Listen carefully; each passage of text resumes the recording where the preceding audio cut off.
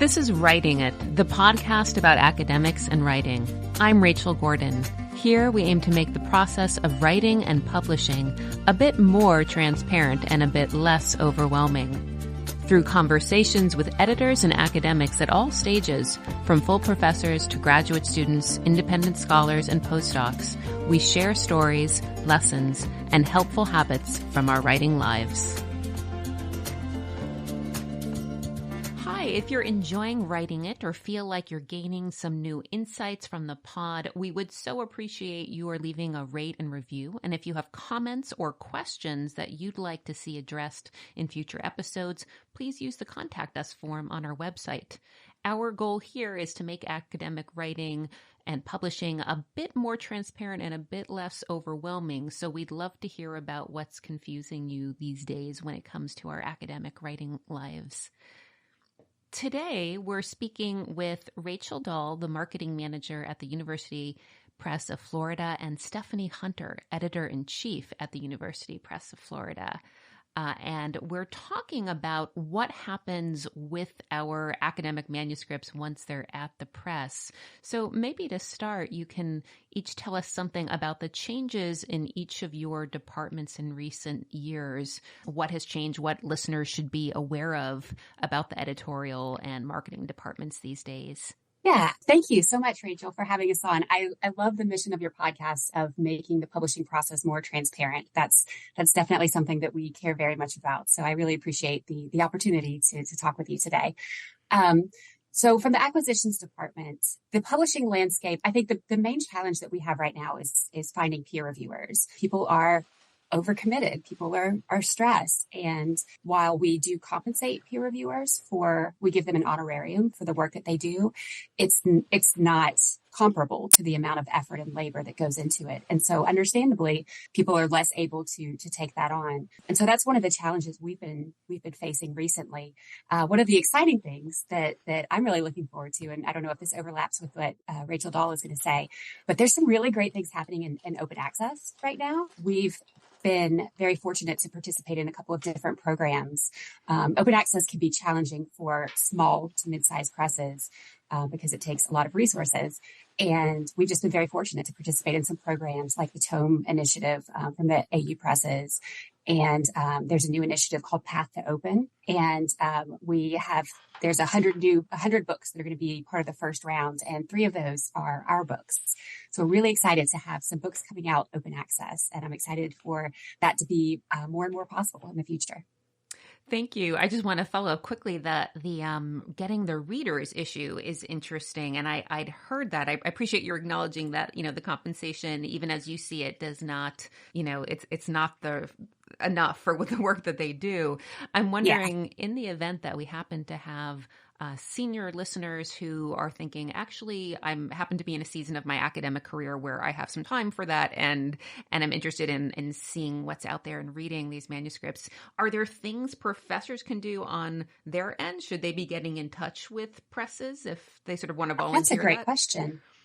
Yeah, that's a great question. That would be fantastic. I have some authors who have emailed me and let me know that they would love to read manuscripts. They're available to read manuscripts at any point. So it might be a little strange to email an editor out of the blue that you've never had a conversation with, but if you have an editor that you've talked to before, that you're on good terms with, letting them know that you're available and happy to review manuscripts is wonderful. We really appreciate that. And to clarify, are you generally looking for full professors or what stage? That's been an interesting question. We prefer to have scholars who have published their own monograph. It's really helpful to work with someone who has been through the process themselves. But both because there are fewer tenure track positions and because we want to be getting a diversity of perspectives from our peer reviewers, we're more and more likely to recruit junior scholars that might be the third reviewer in a set.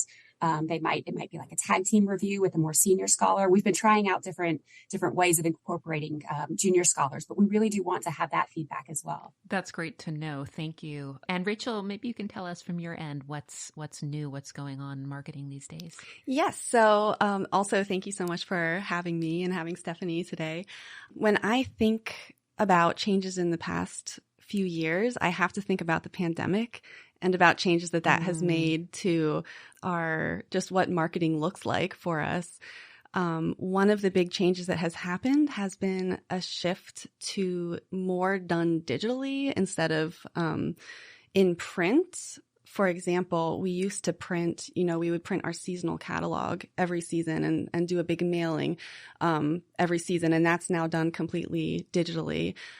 We used to, for every one of our academic books, it would be standard practice for us to ship printed review copies, about 20 to 30, to journal book review editors, unsolicited. And that is something that we don't do anymore. It's actually turned out that it's preferable for a lot of journal book review editors to receive an announcement from us first, and then to be able to request that we send that review copy to the reviewer directly. And then also just the shape of exhibits and our academic conferences and our presence there. It was a really big thing for us in the spring of 2020 to suddenly rethink all the plans that we had for our conference displays that we were going to do that spring and then moving into the fall. And we had to really reimagine what our conference book displays would look like. We transitioned to digital formats. And now, as we are going back to in-person conferences, we are rethinking how we did things before. And we are finding a balance that is a little bit of having an in-person display and then also having a digital virtual booth that's parallel to that, and then a lot of digital promotions outside of the conference. Interesting. And speaking of these other forms of the book, it reminds me, I'm curious about the audio versions, because this is something so many of my academic and non-academic friends do. We love listening to books, and I notice some academic books are available as audio. Is this something that is becoming more common, or how rare is it? And can an author make the case that there's enough narrative here that this book maybe deserves to be in audible form? Yeah. So we don't create audiobooks in-house, but that is something that our rights department, we pitch our books to audiobook vendors for the creation and distribution of them. And if we do hear from an author that they're especially interested in that, then that would be a book that we prioritize for pitching. Okay. So it might make a difference for an author to express that. Yes. Yeah. Yes, definitely. Okay, that's also really helpful to know. Rachel, one of the things you shared with me was this wonderful timeline of the book, which, to be honest, I shared on Facebook, and a bunch of my academic friends wrote and said they had not seen anything like this from their presses, and it really, gave them much more clarity about what might be happening with the book at different stages. We're going to include this timeline on our own Instagram page for listeners to see, but to give listeners an idea, you start with this 8 months out data point, and you mentioned there that that's when the metadata is released and the book appears on online retailer websites, and then you go to 4 months out, and that's when the press announces their season. You also say at 4 months out, the author actually might want to share news of the book's forthcoming publication on their own social media platform. How did you arrive at that? And maybe Stephanye has some input here too, but was this through trial or error? How did you figure that timeline out? Well, this is actually pretty standard for all of our books. We have schedules and timelines in place where we essentially count backwards from the book's publication date. Once the book is launched, this gets set into motion. And so these are we've been doing these timelines for quite some time. 3 months out is about when we start doing, the pre-order discount email for authors. And then 1 month out is when we anticipate that the book arrives in our warehouse, and we start sending out announcements to book review editors to request review copies. And then you get, the pub date at 1 month out, which is when we make announcements on social media and announce it externally. And underlying this timeline, it's not here on the timeline, but usually we have our authors complete a marketing questionnaire for us around the time that their book is launched into editorial. So we are referring to that questionnaire through all these processes. And when we get to these stages, we refer to it. We refer to it for journals that the author would like us to submit the book to, and professors that might be interested in adopting the book, things like that. Related to the schedule, and actually the marketing form you just mentioned, most of us academics have had to do that for a press if we've worked with a university press. And one of the things they asked, which a listener asked about, was they often ask which books is your book similar to, so you're supposed to name some other academic books that you feel your book has something in common with. What is that used for, or how important is it?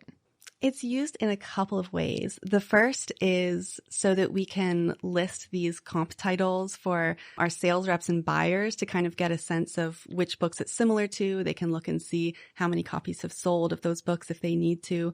And then it's also useful for us in figuring out how to present the book in the marketing copy that we write for the book.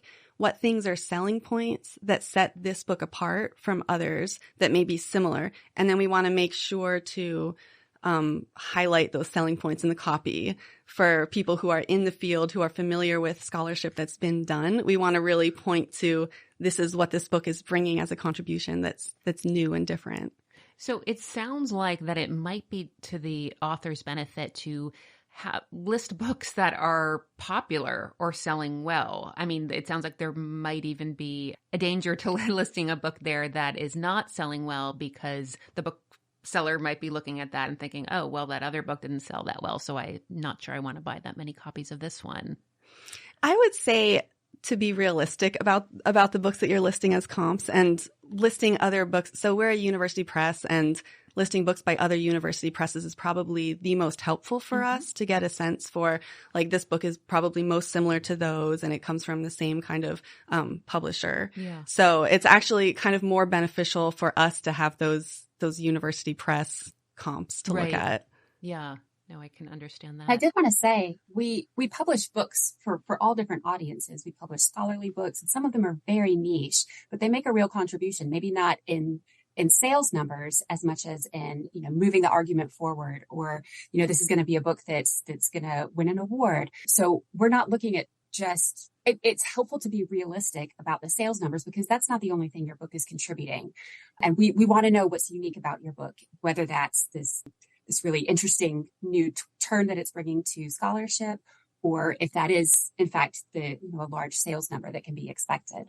Yeah, and actually, Stephanie, I feel like you bring up a point, which is that one of the benefits of going with the university press, as opposed to sometimes we've been talking with authors or editors who are into the trade press division, is that you actually don't have to be as stressed, or maybe not at all that stressed, about sales when you're working with a university press. Yeah. Rachel might have more to say about this too, but sales are important. We do need to recoup the expenses that we've invested in the book. But there's so much value to our books in many different ways. We support the state university system, and so supporting professors and scholars in the state university system is part of our mission. Making good scholarship available to the public on subjects that are needed is another part of our mission. So sales is part of it, but it's multifaceted, the work that we do and the value of the books that we're publishing. On the topic of making scholarship accessible, listeners have asked about price of a book, and if this is something that an author can try to influence. Can an author, even a first-time author, possibly influence a university press to say, go under $30 or under $35? And this question in particular was, is showing the press sort of the things that you are doing to help sell or promote the book. Is that a possible argument to the press about lowering the price? I think so. When I'm meeting with prospective authors, I always ask them, what is most important to you? What are your priorities in this publication process? What do you want from your book? I want to know if the price point is what they really care about. I want to know if it's an audiobook, if they really feel strongly that their book should be an audiobook. And I ask that way up front before we sign anything, before there's a commitment made, because I want to make sure that the author's expectations are something that we can meet. And I'm going to take those questions back to my colleagues. I'm going to take them to Rachel and say, this is what the author would like to do. This is what the author is hoping for. Is this something that you think we can realistically realistically promise.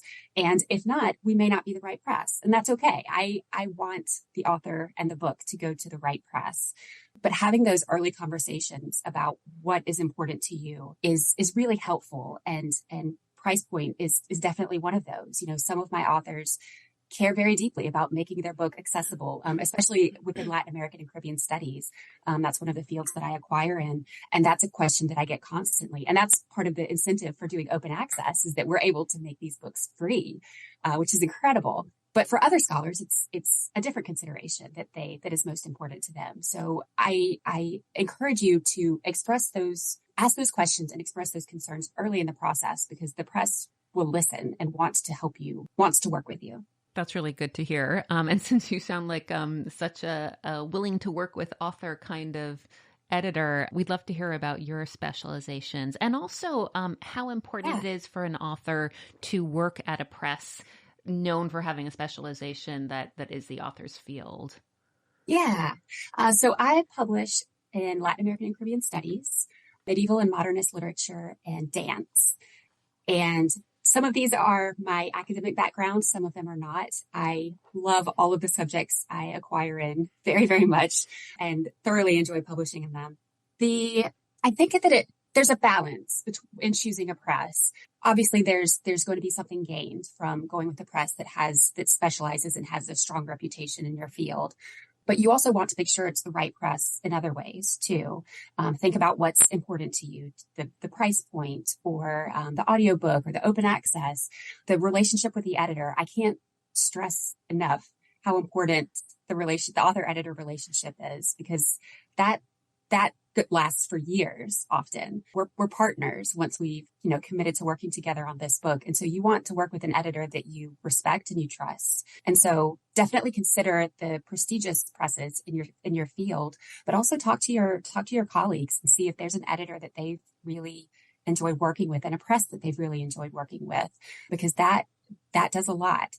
University presses, one of our specialties is that we're more personable. And so take advantage of that. Get to know the person that you're going to be and the people that you're going to be working with. That reminds me, I hear a lot of colleagues say that what they do is look in the acknowledgement sections of books in their field and see how is the editor being thanked. Is it just thank you so-and-so, or is it thank you so-and-so for doing like X, Y, and Z? And I'm curious what kinds of things, maybe extras that an author might not realize could be part of this relationship. What kinds of things do you or your colleagues do as editors for authors? Yeah. So in those initial conversations, when I'm asking authors what's important to them, sometimes they want more direct editorial feedback. And I am not able to do, line edits on every manuscript that I publish, but I can for some. And so if an author says, this is really important to me, or I'm really struggling with this, I have a book right now that I'm reading the chapters as they're written and giving feedback to the author. And I think it's more, I hope my feedback is helpful, but I think it's more that the author really appreciates having someone engaged with their work throughout the process. And it's exciting for me because I'm really invested in this book. I really love this book, and I get to watch it develop. Some of my colleagues, we check in with authors. Some authors need deadlines, and they need someone to enforce those deadlines. And so if that's something that works for you, let your editor know, and we might be able to set that up, set in a check-in point. I don't know. For me, a lot of my authors are people who I feel almost like friends with at this point. I see them at conferences. We go to lunch. I know their kids' names. I get a Christmas card. Nice. Like there's this relationship and this like mutual investment often, not always, but often. Right. Yeah. And I imagine not every author is up for the same level of. Sure. Yeah. Sure. The question, though, I guess, is also one that Rachel might be able to speak to, because book publicity is something that I feel like first-time authors care about maybe more than they used to. The things that I see early-stage academics doing for their first books, events they organize. And I wonder if you could tell us about what kinds of things the presses does to help publicize a book, especially if the author is showing this initiative about wanting to get out there at book events, and maybe even doing op-eds or other pieces related to the book that they can put in a more popular press. Yeah. And I think first, if you are an author who is really excited about getting involved in publicity for your book, that is something that we would love to know. If you're an author out there who is wondering, should I reach out to my marketing department about this? Is there, I'm just not sure if this is something that I should be doing. I'm not sure where we are at this stage. Always reach out to your marketing contact. We would love to hear from authors who are thinking about these things. And if an author has expressed a lot of interest in doing events and has specific ideas in mind, we've worked with them before to help pitch them for those events. And then once the events get on the calendar, we help promote them on social media. And we also make sure that there's a plan for how to best handle book sales and promote the book at the events. So we've worked with authors that way.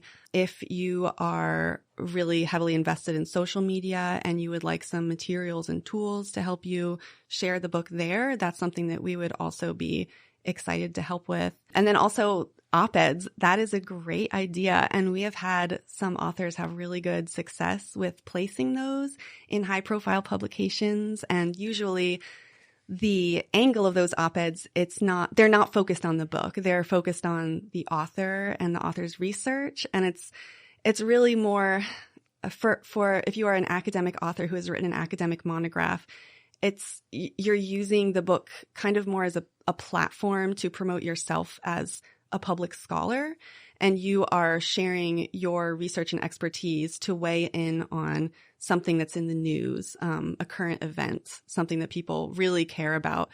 And the book will usually be mentioned in your byline at the end of the article. That's still really great publicity for the book. We may sell a few more copies for people who wouldn't have known about it otherwise. But it is really the focus there is on the author and their research, and the book can kind of become a way to just bolster credibility. Right. Yeah. So that's almost something that the author needs to check in with themselves. Do I want to be a public intellectual type and then kind of have that byline advertisement for the forthcoming or new book? It's not something that every academic is interested in, but I guess it's a way to another way to bring your research to more people.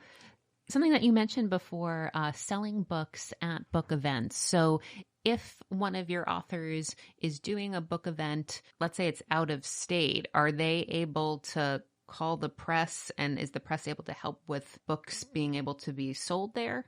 Yeah, it depends on where the event is, whether book sales are good. So this is all information that we ask authors for, and these are details that we try to figure out. Is there going to be a vendor on site handling book sales?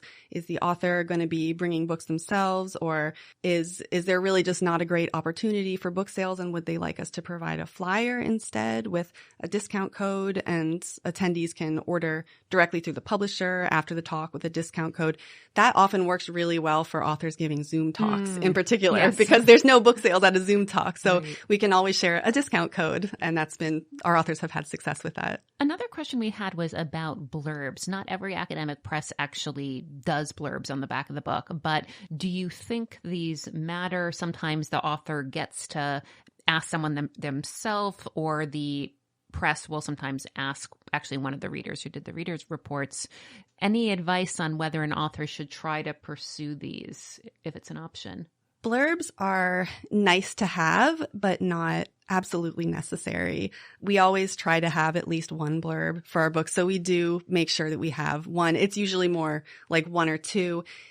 We ask our authors in the questionnaire for a list of suggested blurbers if we need to find additional blurbs, if we need to solicit blurbs. And usually that is only done, it's rare cases where we do need to contact them, but it is useful to have that information just in case. And it's the press that contacts them. Unless the author would really, really like to themselves, if they have a strong personal connection and they would like to reach out, it's usually the press that reaches out and supplies the manuscript and coordinates that. Okay, great. Yeah, that is good to know. Another question that we had was about book covers, which presses often invite an author to weigh in on this.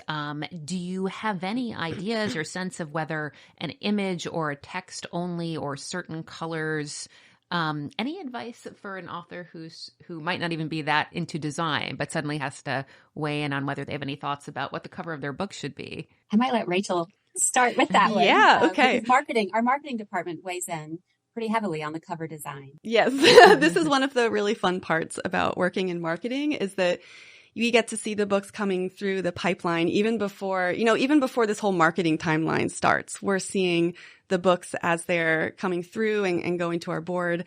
And then as the manuscript is in development, sometimes our acquisitions editors share things with us and we get to talk about them, and we get really excited seeing them come through.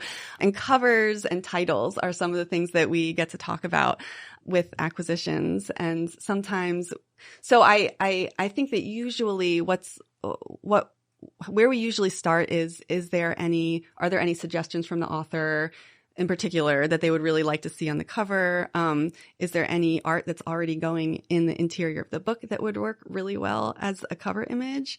And then we talk about it from there. And our design department is also involved in this and weighing in on whether they think that would work on a book cover design.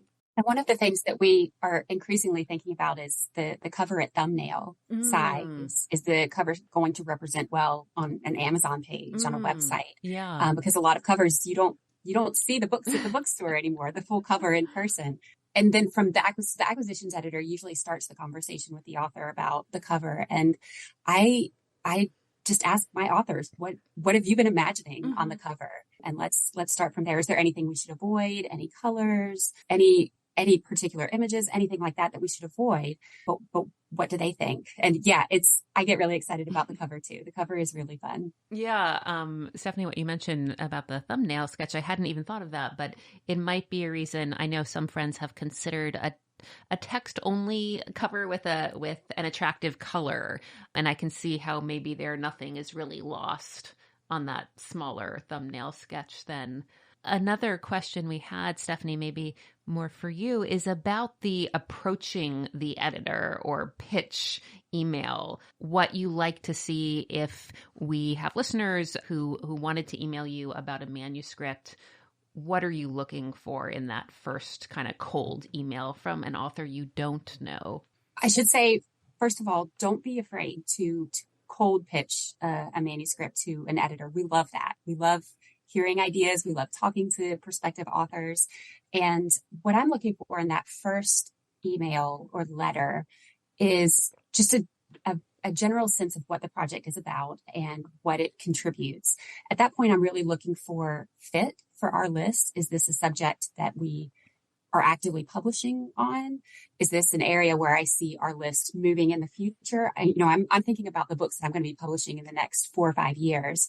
And so I already know what's in the pipeline. And so I'm kind of trying to put it in that pipeline with them. And so a lot of the first inquiry is just fit, whether the project is a good fit or not. And you may not know that from the press website. It may be something you have to ask the editor. But I do pay attention to other presses too that are publishing in my fields. And so if the project is not a good fit for the way I'm developing the list, I may be able to recommend another press and say, this isn't something that I'm actively acquiring in right now, but I've heard that this editor at this press is building this list. And so you might want to reach out to them. And so the goal at that point is to help the book find the right home and figure out if that could be Florida. Yeah, that's a good reminder that kind of reply is not at all a diss on somebody's manuscript. It's you genuinely wanting to help it find its best fit press. Yeah, definitely. And I mean, that's me going out of my way a little bit, maybe doing some research to find out where I think it could work, because it's very often they sound like amazing books that I would love to read and I would love to publish. It's just not the right fit for our press at that time. So trying to be as helpful as I can and directing you to the press that might be interested. Yeah. And in that first email, is it how long an email, how much description of the project do you think is appropriate? I think it could be pretty short, maybe a paragraph or two. I think there's something admirable about being able to summarize your book and the contribution in a paragraph or two. We read a lot of these emails, and so getting to the point quickly is helpful from a time perspective. But I do really appreciate when authors show that they are able to concisely explain their book and its contribution. That I think that bodes well for more writing from that author. For sure. And that does seem like a sign of respect to the editor that they're not going on and on, maybe in that first email. Another thing that we wanted to ask the publicity department was about book events that authors might schedule, whether you think this is a helpful thing, what kind of book events actually do something in terms of sales or just boosting an author's profile. Yeah. So I would first say to think about the characteristics of the book itself and what the audience of the book is. That might help determine what venues you approach for a book event. Depending on the price of the book, it may not be one that you want to do a bookstore event for, because that list price may just not be, it may cut down on book sales at the event, and then it's just not really a great experience for everyone. But an alternative might be doing an event at your institution or at like a museum or an organization that you're a member of, and doing like a series of lectures that are about the book where book sales are part of it, but it's not, all like book sales are not the point of the event, I guess. It's like looking for opportunities where you can give lectures about your work, give talks about your work, and here's a flyer with order information for my book. And I think from what I've seen, it's usually the authors that do multiple, smaller events like that that we see the steady sales come in rather than maybe just like one big opening launch event and then nothing else after that. But it's just like looking for, hey, I'm traveling to this certain geographic location. Is there a school I can give a talk at while I'm there? Can I like think about what opportunities I may have when I'm, already traveling somewhere to give an event, or I'm going to a conference? Is there an opportunity? Can I set up some kind of panel discussion that's related to the topic of my book? So sometimes it's more about like looking for things like that rather than bookstores and book fairs for academic books. It can be different if your book is kind of more of a crossover title, then that might kind of change some of where you're approaching. And when you say crossover, what do you mean by that? So that is usually a book written by an academic that is intended to reach general readers from the beginning. It's been developed that way. You're thinking, this is my audience. It's not just other scholars in my field. I'm really trying to like bring this scholarship, make it public, to reach general readers. And those books we do publish them. And those are kind of somewhere in between our really, really general interest trade books and then our academic monographs that are written for scholars. So there is kind of that middle ground, and we do publish some books that fall in that area. Yeah, I'm wondering if it's something that an author should know about their book and should be communicating to the editor, as in, I think this might be a crossover book. And if they don't, is that something that you, Stephanie, might ask an author, or you might be taking a look at the manuscript and thinking, this has potential as a crossover? How does that labeling a crossover actually work? Yeah, definitely. It goes both ways. Authors will come to me and say they think there's a larger audience for a book. I'll take a look at it. And if I agree, I'll pass it along to, again, my colleagues. Rachel will take a look too.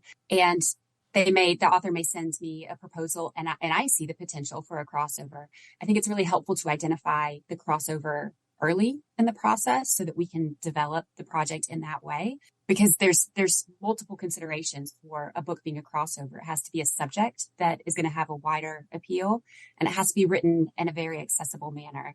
And so as the editor developing a crossover title, I'm going to approach it differently. I'm going to be looking for different things in the writing sample. I'm going to choose maybe slightly different reviewers so that they can provide comments on how accessible and how a wider audience will respond to that topic. So raising that question early is very, very helpful, because that's something we want to, one, get our colleagues feedback on and make sure that, again, this is something that the press can support, that the author cares about, but also develop the project in that line. That's a really good point, how it's helpful to know that early on, and that might influence the kind of readers reports you find, because I'm sure there authors who've maybe been thinking they're going in that direction, but they then get back the readers' reports that also say that don't appreciate maybe that sort of accessible style. Whereas if the readers had been picked with that in mind, they might be more open to it. Yeah. Mm-hmm. And I'm guessing that crossover label goes along with a certain price range. Is that the case, that if you're in the crossover category, you might get a lower price on the book? Yeah, usually that's the case. In those early conversations, we will create a budget for the book, and at the press, everyone at the press weighs in and get an idea of what price point is realistic for us to be able to, again, recoup our investment in the book. But also, if it does have a wider appeal, we can count on higher sales. We can maybe price the book a bit lower. And that's where it's useful also to know, going back to what we were talking about the author's social media presence, if there's something, if that's a factor, if the author already has event venues that have expressed interest in doing events, that can be really helpful in those early conversations as we're thinking about the sales potential of the book. So another thing an author might want to bring up early on, that social media presence. And your press also has an actual trade division, is that right? Which seems like it's becoming more common among university presses. Is that something that a first-time author would be part of, or is it mostly more senior academics who get into the trade press division? A lot of our trade authors actually may not be academics at all. They may be journalists. They may be people who have done degrees in writing, MFAs. So it really varies. It varies. I think it's challenging for scholars, especially first-time scholars, to write a trade book, just because that's not the writing that they're trained in. That's, they've been writing for a committee of four for years. And so writing for a trade audience can be difficult, but I think it's possible. It just takes the right topic, the right author, the editor willing to work with that author on making the book accessible. So I think it is possible. I don't know that it's as likely as it might be for more senior scholars. And partly, I'm just thinking through this now, senior scholars tend to have more flexibility about their book requirements for promotion and tenure. So first-time authors really need that tenure book. And there may be, the university might have specific requirements about what's expected from that book. So that might be something that from the scholar's side limits their options, and that you would want to know from your institution. If you need to publish with the university press, does it need to be a scholarly book? Does it need to have, be really like rooted in the scholarly contribution, or can it be a wider audience book? And the trade division does still do peer review, does it? Yes, we do. So that's one of the real benefits of the academic press that you're still getting if you're with trade. And how would you describe the other benefits of being in a trade division of an academic press? I think there are different benefits for different authors. I think the mission of the press is an important one. Part of our mission is to disseminate solid scholarship, solid information about issues that matter to the state of Florida, to readers in the state of Florida. And we take that very seriously. We do peer review of all of our books. We take them to the editorial board, who makes sure that we've done appropriate peer review and that the author has revised accordingly. So I think the brand, the University Press brand, adds something, because you do know you have those steps that are being taken to make sure it is solid scholarship. About the mission too, I'm thinking of how diversity and inclusion are values important to many academics. I'm curious how you see that reflected in your press or academic publishing in general these days. We've been talking a lot about that in the past couple of years. That's a really good question. I don't know if, Rachel, do you want me to? Sure. Take a stab at it? I can start by sharing one of the initiatives that we've done in our press has been transitioning our internship program to only paid internships. Oh, great. We do not have a volunteer internship program, wow. Which has been a really big push within the publishing community, because previously a lot of publishing internships were unpaid, and that meant that the people who were doing those internships were people who could afford to put in those hours for no pay. So it was excluding a lot of people from just getting their foot in the door of the publishing world. And so that's something that we've been really excited to start doing now. Our internships are jobs for our student workers. Yeah. To widen, to open up the opportunity of exploring publishing as a career for a wider group of people. So I'm guessing you get college students. I could also imagine some grad students who are thinking, actually, I'm interested in the publishing side of academia might also be interested. Is that something that you're open to? Yes, we have had several graduate students come through our internship program, and yeah, we love to work with them. And it's really interesting to hear like their side of like where they are in their program, and then also like I think they find a lot of what we're doing at the press really interesting to see, because that's once they graduate with their might be a PhD, they're going to start thinking about these things and thinking about writing their own book and, oh, what do I do with my dissertation? And so like seeing a little bit of what happens from our perspective, I think has been really interesting. Yeah, I bet.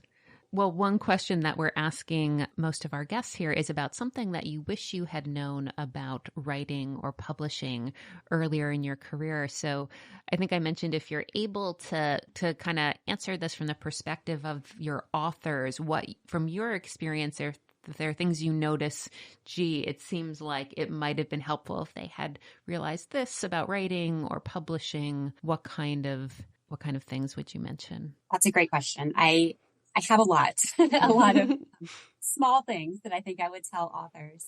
I guess an important one would be knowing the importance of community, of not doing this by yourself, both of reaching out to mentors or other colleagues who have published books, ask them about their experiences, talk to editors. That's what we're here for. Find writing groups, find a writing group you can participate in, even if it's scholars who are working on very different subjects. Having that group of people who have the same goals that you do to hold you accountable can make it a lot less lonely.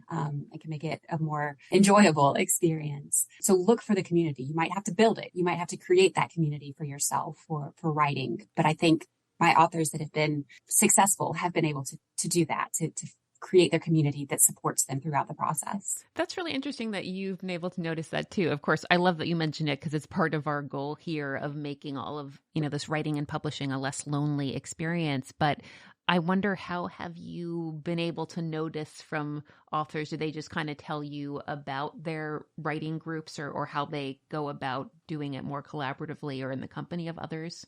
I think it's the difference between conversations with authors who do have a writing group and conversations with authors who don't. Because the authors who don't are usually so excited to talk to someone, to have a captive audience, to talk about their work, and someone who is equally excited about it. The fact that that's a rare occurrence is sad. Most all authors are doing such fascinating, incredible work. And so it deserves to be part of this larger community that is participating in it. So I think for me, it's just observing the difference between the way those conversations go. Authors who have a writing group and have a good support system don't have the same amount of questions. They don't need as much from me, which, is not a good thing or a bad thing. I'm happy to provide support, but they have it already. They have all of that support built in. Yeah. And so interesting that you've been able to observe that too.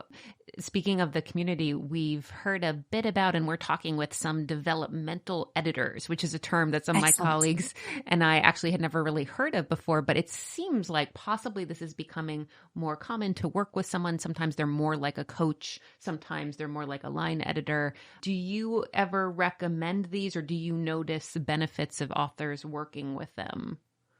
Oh, definitely. We have a department list of developmental editors that have been recommended to us by past authors that we will send to future authors. And I like to try to match subject area expertise or work style as much as I can. The challenge there is that it's extra cost. The author has to find a way to pay another editor, a developmental editor, to do that really like close read of their manuscripts. And there's a lot of advantages to that. The acquisitions editor is going to be very familiar with your project, but we're not able to do that like line by line deep reorganization or whatever the deep work that the manuscript needs for every chapter of every manuscript. And so a developmental editor is going to be able to just devote more time to providing that really deep feedback that I like to know if an author is or has worked with a developmental editor. It's really good to have to know what guidance is being offered from both directions.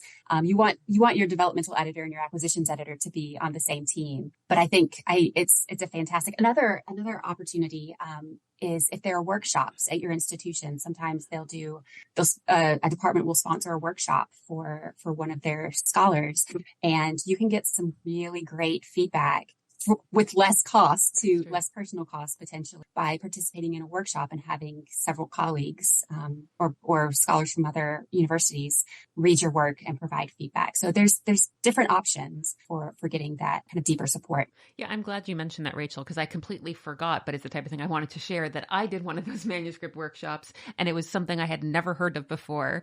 But my husband, who was at the time working at another institution, his institution recommended it. So he did one there, and then I did one here. And the way this works for listeners who might not have heard of this is that, I invited 3 scholars from the field that the book is working on, actually sort of different aspects of it. So for me, it was someone who works in literature, someone who works in American literature, someone who works in American Jewish history.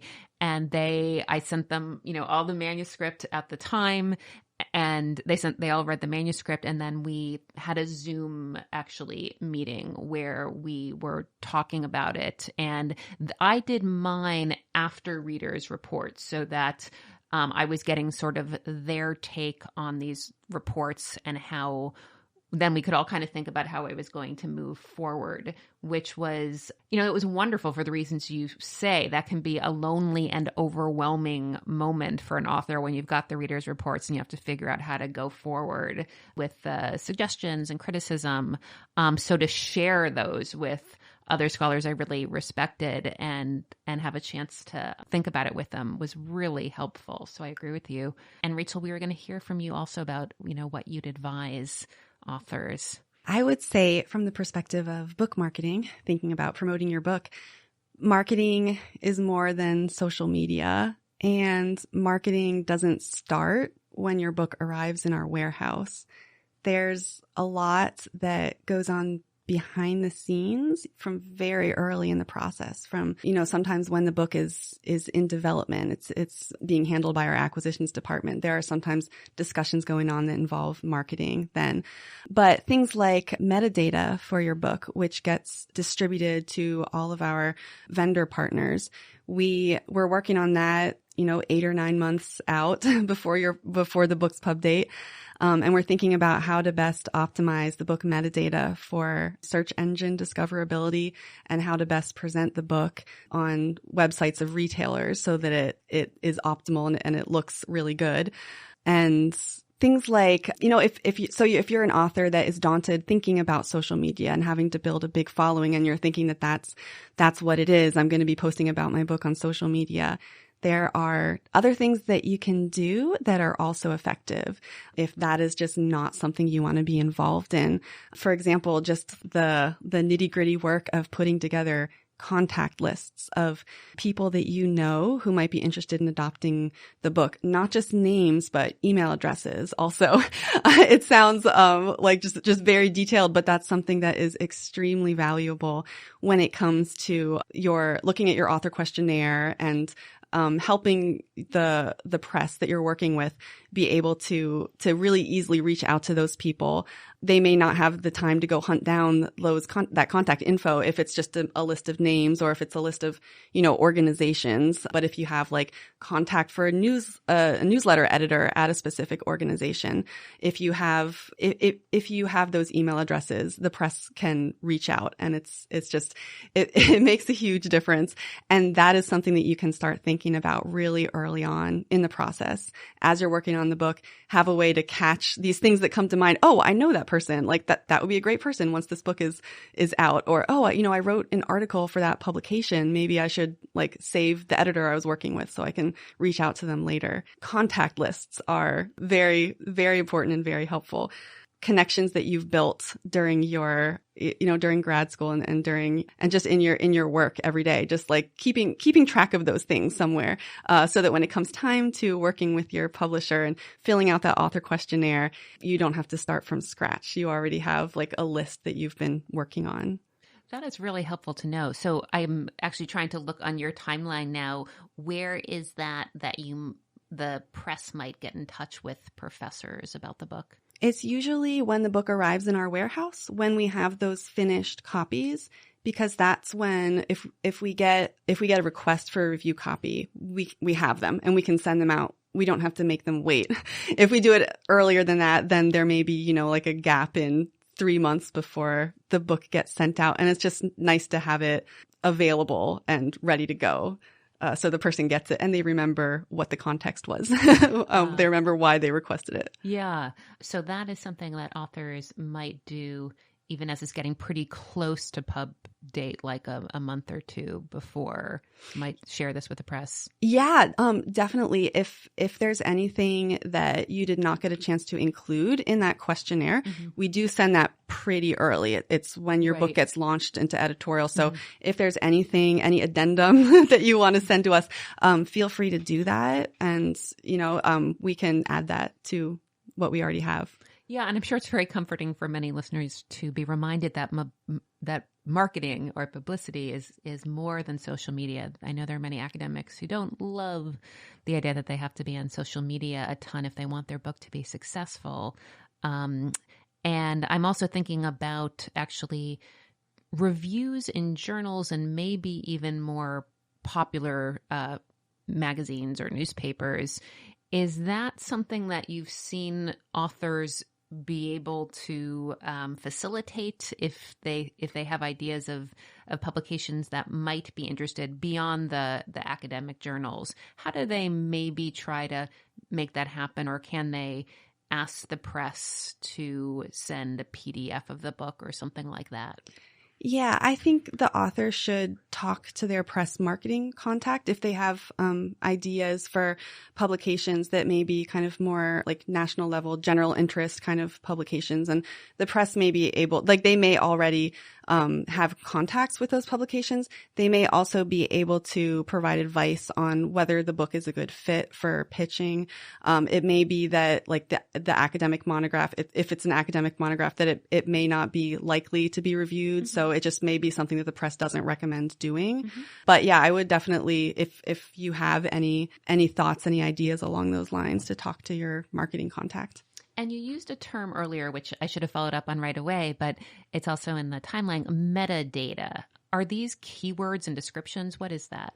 Yes. So it is everything that describes your book, everything that appears. Well, you can think about it like it appears online. So like websites, retailers like Bookshop, Barnes and Noble, like other places that sell books online. It's your book description, your blurb. Sometimes you have like a bold tagline. And we also submit keywords. Those are part of it. We submit keywords that can't really be seen externally on those websites, but they also help with search engine optimization. We also think really hard about trying to put as many keywords as possible in the book's description and in the title. Those are also really important. Like if we have those keywords there, that's even better, because that will help it turn up in search results and be ranked higher. So these are really important. Does that mean an author is maybe trying to find some of the bigger and more general terms that accurately reflect what the book is about as either part of keywords or description or title? Yeah, we ask authors to suggest keywords pretty early on in the process, and then again in the marketing questionnaire. And we actually suggest that they not be too broad. If you're writing an archaeology book, like the discipline archaeology, that's going to be conveyed through the subject category that we put out in metadata for the book. So it may not necessarily have to be also a keyword. It's also probably going to be all in the descriptive copy.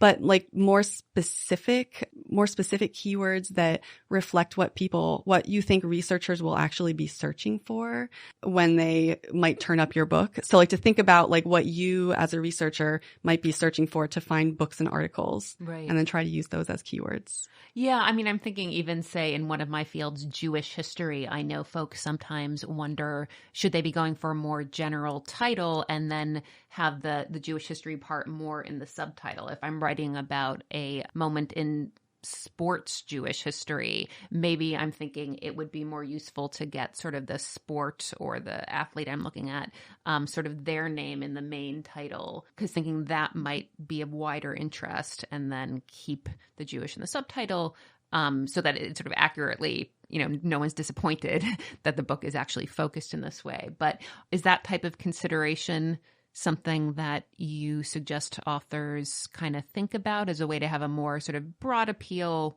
while accurately reflecting?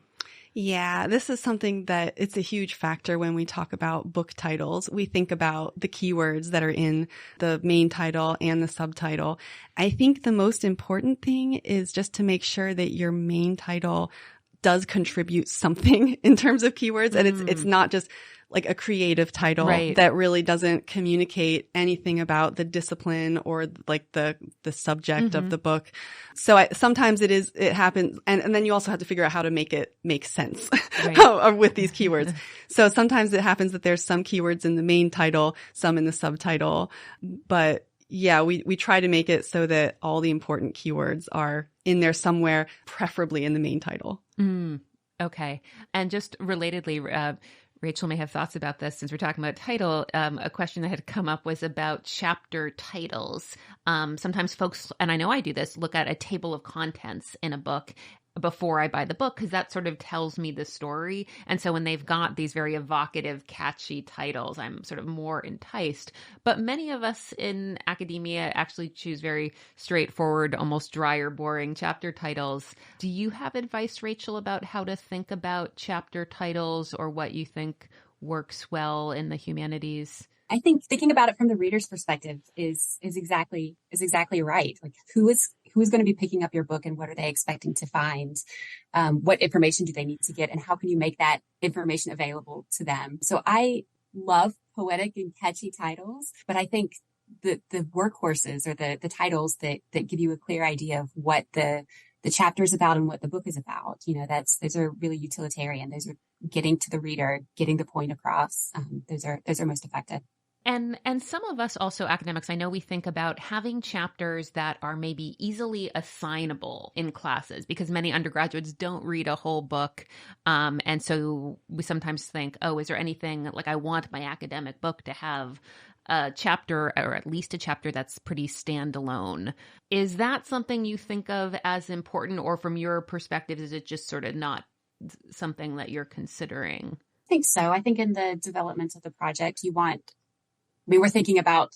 I think about the books as building blocks. And even from the proposal stage, looking at the annotated table of contents, I like to see what does each chapter do on its own, and then how do they build together to reach something else. So we're thinking about it on multiple levels. On the chapter level, can it stand alone? What contribution does that chapter make? And then more largely, how does that advance the full book? Okay, great. There actually is another question that we ask guests. I wasn't sure if this would work for you, but Rach, actually, Stephanie, some of the things you said before made me think it might, which is we do ask guests about writing practices or habits that work for them. So I don't know if either of you hear from authors about what they're doing, or the range of ways they write that might be interesting or helpful for our listeners to just consider how there are different ways to go about academic writing. I think different authors approach it different ways, and that's just based on the time they have available, whether they're able, whether they have the advantage of taking a semester sabbatical, or whether it's, waking up at 5 o'clock in the morning and writing a couple hours before the kids wake up. I have authors who do each one. Right. I think a broader piece of advice is maybe, aside from the writing groups and the finding your community, using conferences as self-imposed deadlines. It's kind of brutal writing a paper, finishing a paper on the plane on the way to the conference, but you get it done, and you're one step closer to finishing the book. And so if there's a way to kind of break the book apart into sections that can be presented as conference papers, and then you have the advantage of getting feedback while you're at those conferences. And, that's a level before peer review even. That's brainstorming on the ground. So that would be my advice is use what you have to your advantage, to set those deadlines, to make the most of the opportunities that you have. Yeah, that is a great idea. Anything else either of you would like to add that might be helpful for our listeners to know or think about, either editorially or sort of marketing publicity wise?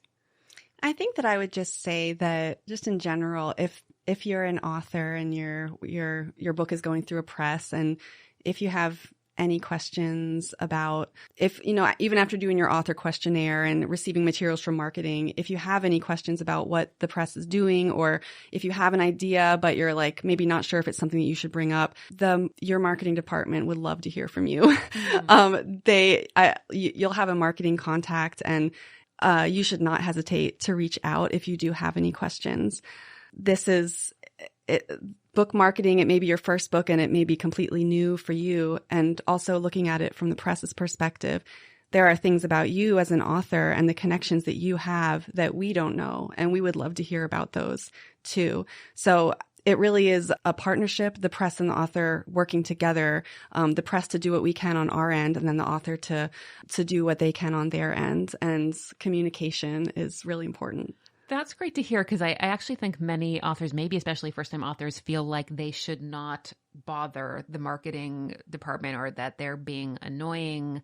But that's not your experience, I guess, is what you're saying. No, not at all. I think if you are an author who is really excited about promoting your book, we want to make sure to speak with you and to really make sure that you have the resources that you need and that you know what's going on and what to expect. So if you are an author like that, we want to know. Good to know. Anything you want to add, Stephanie?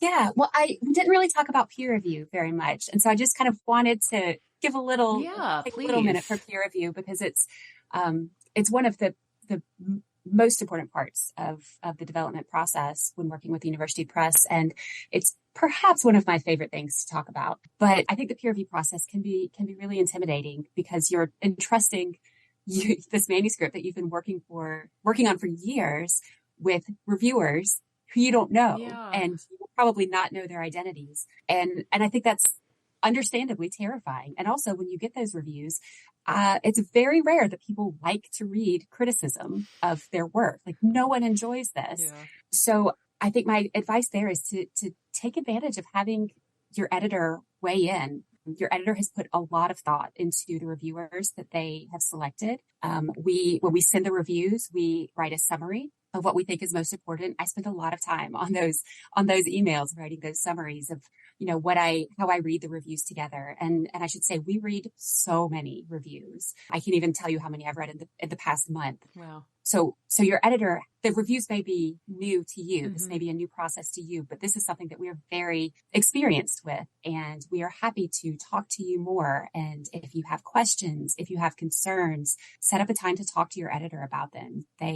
We deal with this a lot, and we're happy to talk through. And each book is different. The goal is always the same, though. We want it to be the best book it can be, and we want to work with you to make it the best book it can be. And peer review is such an important and often wonderful part of that process. That's great to hear. I mean, because I think I've heard even from editors, it's often the case that an author feels a review is terrible, but to the editor who's read many more readers' reports, it's fine. And it just appears that they have different perspective that can be very helpful for the author to hear.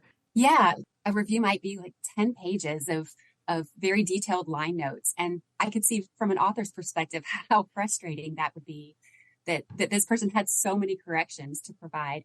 But as an editor, I'm thrilled to see that, because that scholar thought it was worth their time to invest that much of their time and effort into giving that feedback, into looking at the sentence level of the manuscript. And so for me, that's a great sign that the project is making a really valid contribution.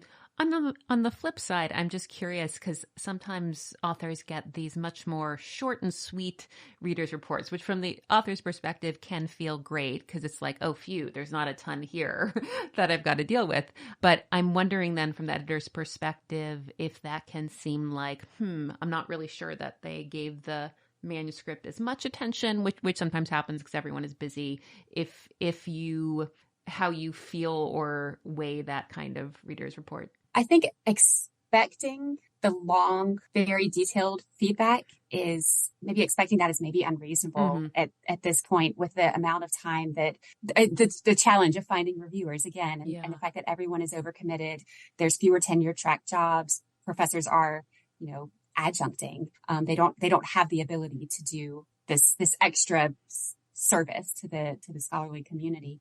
So I don't think you should read into a short review in that way. And I think reading the reviews together, I wait until I have all of the reviews before sending them to the author, because I really want to read them together and see how they complement each other. One review might be really long, one might be really short, but they are coming from different perspectives and they have different advice to offer, and reading them together is really crucial. So again, the editor will be able to tell you from their experience what it might mean that the review is short, or that the review is long, or that the reviewer had this suggestion or this criticism. Great. Well, this has been really very helpful, and I know our listeners are really going to benefit from all the advice and behind the scenes information that you've generously shared with us. So thank you very much for being with us today to talk about all of this. Thank you so much for having us. Absolutely. Our pleasure.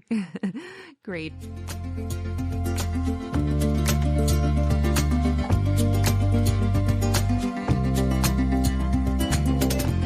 Thanks for listening to Writing It, the podcast about academics and writing, sponsored by the Center for Jewish Studies at the University of Florida. Visit our podcast description to find out how to contact us and send us your questions about academic writing and publishing. Follow us on social media at Writing It Pod and subscribe to us so you never miss an episode.